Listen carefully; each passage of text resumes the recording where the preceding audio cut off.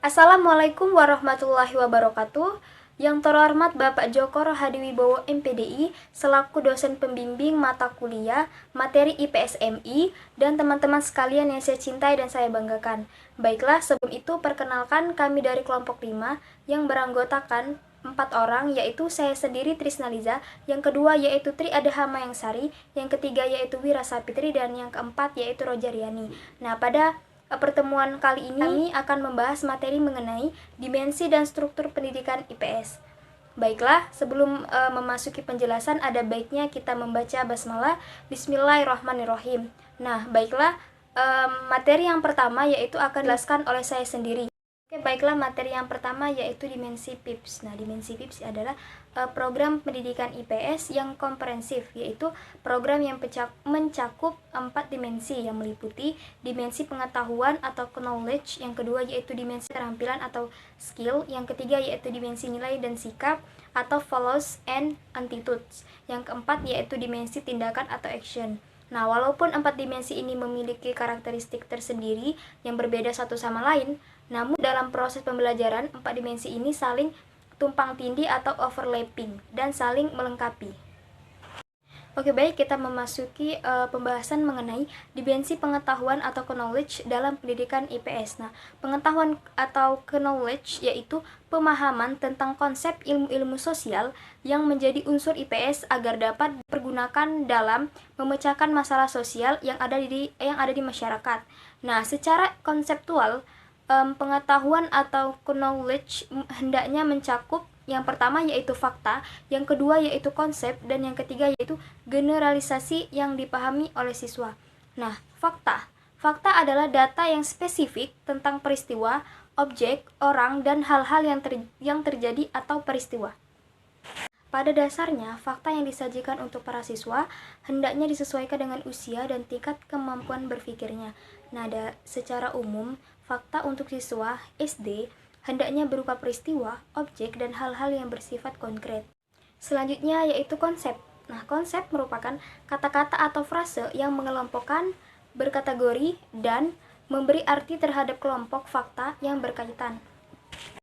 Selanjutnya yaitu dimensi keterampilan atau skills. Pendidikan IPS sangat memperhatikan dimensi keterampilan di samping pemahaman. Dimensi pengetahuan, kecakapan mengolah dan menerapkan informasi merupakan keterampilan yang sangat penting mempersiapkan siswa menjadi warga negara yang mampu berpartisipasi secara cerdas dalam masyarakat demokratis.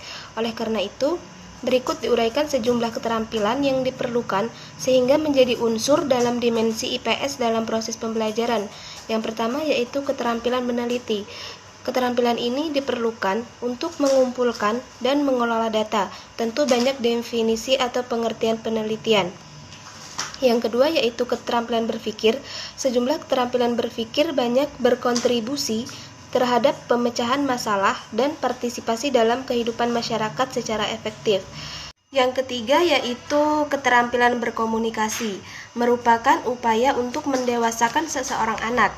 Salah satu ciri seseorang yang dewasa adalah mereka yang mampu berkomunikasi dengan orang lain dengan baik.